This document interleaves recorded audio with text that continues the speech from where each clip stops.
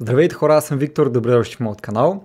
Онзи ден купих тази сребърна монета за баща ми от БНБ и реших да направя това видео, за да ви разкажа за историята. Аз не разбирам от монети, не съм колекционер, но онзи ден, докато чаках пред опашката на БНБ 3 часа, проведох няколко доста интересни разговора с хора, които са колекционери и доста сериозно са запалени по това хоби. За хората, които не са наясно, нумизматиката с две думи е колекциониране на монети като хоби. Това, което на мен ми стана интересно е, че аз купих монетата за 144 лева от банката, а в интернет в момента се продава за 230. Тоест от момента, в който аз изляза от банката, вече съм 60% на печалба от тази монета, естествено ако реша да я продам. 60% печалба буквално за един ден, защото доста се търси монетата и може да се продаде за един ден. Това на мен ми стана доста интересно и ме накара да се замисля, че като всеки един бизнес, най-вероятно и това нещо може да се скалира и да се правят доста големи печалби. 60% печалба от 144 лева са около 80 лева, т.е. няма да изкарам супер много пари, ако я продам сега тази монета.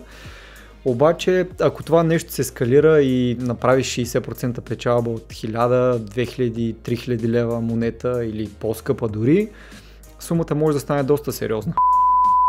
4 месеца по-късно монетата си е покачила стойността от 144 лева на 350 лева средна цена. Най-евтината обява, която успях да намеря в OLX за монетата в момента е 270 лева, като виждате някои обяви стигат и до 400 до 500 лева, така че бих казал средната цена в момента е 350 лева, което означава, че монетата си е покачила стойността с 143% за 4 месеца. От 144 лева на 350 лева. Онзи ден чух история за монета, която е купена за 200 лева преди няколко години и в момента струва 4000 лева. Това са 2000% печалба. Да, може да са минали 5 години примерно, докато тази монета и се е покачила стойността до 4000 лева, но това е брутална печалба, невероятна възвръщаемост е това. Коя друга инвестиция може да ни даде 2000% печалба за 5 години? Аз се сещам само за една и тя, ако харесате този клип. Ако сравним примерно с акции с индексен фонд S&P 500, който ни носи средно около 10% на година, за 5 години това са 50%. С реинвестиране на спечелената сума всяка година може да е малко над 50%, но дори 60-70%, дори 100% възвръщаемост да сме направили за 5 години, изобщо не може да се сравняват с тези 2000%. Естествено, ние няма как да знаем дали всяка монета, която ще купим, ще се покачи стойността с 2000% през следващите няколко години, но представете си да имате няколко такива монети. Представете си тази монета, която сте купили за 200 лева, да сте купили 5 бройки от нея, примерно. Това означава, че с 1000 лева инвестиция, ако сте купили 5 бройки, след 5 години сте направили 20 000 лева, т.е. 19 000 лева чиста печалба. Ами, ако сте имали повече от 5 монети, ако сте имали 10 такива монети или повече, или имате други монети, които имат подобна възвръщаемост, парите могат да станат доста сериозни. Разбирате на къде бия, има потенциал в това нещо и просто исках да го споделя с вас, защото на мен ми стана интересно. Тази монета е сребърна, както ви казах, на цар Михаил Шишман и ако човек се интересува от история, може да бъде доста интересно хоби нумизматиката. Тази монета примерно е реплика, обаче представете си да държите оригинална монета на 100 години или на повече и да се замислите просто през колко ръце е минала, буквално през поколение е минала тази монета, за да стигне до вас и като се замисли човек колко неща може да са били купени с нея, буквално може кръв да е проливана за тази монета и тя след 100 години се озовава във вашите ръце. Интересно е дори от тази гледна точка и разбирам защо това нещо, освен хоби, може и да е сериозен бизнес. Има хора, колекционери, които са го превърнали в много сериозен бизнес това нещо. Аз не знам какво определя стойността на една монета. Предполагам, че колкото по-малко бройки има, толкова по-ценна е тя. Може би колкото по-стара е, толкова повече се вдига цената. Колкото по-търсена е, може би зависи от някакви определени периоди, дали цената ще е по-висока или по-ниска. Не знам в момента, наистина не разбирам от това хоби, просто разсъждавам на глас, но има много фактори, които определят цената на една монета. И имайки предвид, че доста хора се интересуват от това хоби, нумизматиката, колкото повече търсена една монета, естествено толкова по-скъпа е. Та интересно хоби е нумизматиката. В сайта на БНБ могат да се следят кои монети се продават в момента. Отиваме на компютъра да ви покажа. Отиваме в Google, пишем БНБ монети и кликаме на първият сайт, който ни излиза. Възпоменателни монети. И тук в сайта на Българска народна банка можем да видим всички монети, които се продават в момента. Ето е примерно моята. Средновековни български владетели, цар Михаил III Шишман. Това е сребърната монета, която аз купих.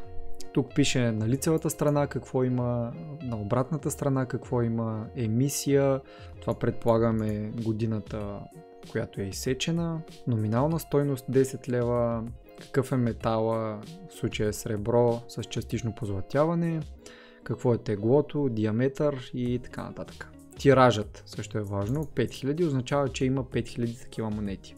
И тук виждаме какво пише. Възпоменателни монети може да закупите от касите на БНБ в град София. Рекламации на възпоменателни монети могат да бъдат извършени на каса непосредствено при продажбата им, т.е. като купите монетата, ако виждате, че нещо е надраскана, има черта или нещо каквото и да е, което не ви харесва, по някакъв начин е компрометирана, може на касата още да кажете, че искате да ви я сменят с друга. Така че доста важно е, като купувате нещо, да гледате, че е в добро състояние. Българска народна банка не носи отговорност за дефекти на монетите, възникнали по време на съхранението им след тяхното закупуване. Да, т.е. като се приберете, ако вие я надраскате или направите нещо, не може да я върнете след това, логично е. Монетите, отбелязани със знак звездичка, отговарят на критериите за инвестиционно злато и към цената им не се начислява ДДС. Интересно. Ето е примерно монетата, която аз съм купил, сребърна монета, номинална стойност 10 лева от 2023 година. Цената й е 144 лева, можем да видим тук. Какъв е металът, какъв е тиражът, 5000, означава, че има само 5000 такива монети. И тук можем да видим информация за конкретната монета. А тук можем да видим всички монети през годините, които са продавали. В момента тези не са налични, но вижте колко надолу мога да отида. Мога до 1965 година да върна. Ето това е монета за 2 лева от 1965 година. 1100 години славянска писменост. Като в момента не е налична. Ако скролнем най-отгоре, виждаме, че в момента има само 3 налични монети. Сребърната монета, която аз съм купил на цар Михаил III Шишман, 144 лева. Има една златна монета, 100 години Богословски факултет, която струва 1470 лева. Налична е на касите в момента. Ето така изглежда тя. Тираж 4000. И още една български творци, 125 години от рождението на Димитър Талев.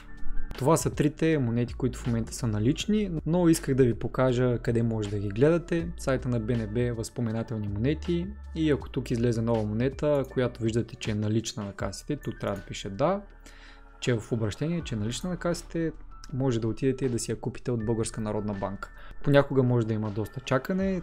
Аз ви казвам, че чаках 3 часа за тази сребърна монета и даже имах късмет, защото бях от последните, които успяха да я купим преди банката да затвори. Ние всъщност успяхме да купим 2 монети, понеже бяхме заедно с приятелката ми. Човек има право да купува по една само. Ние взехме по една на човек.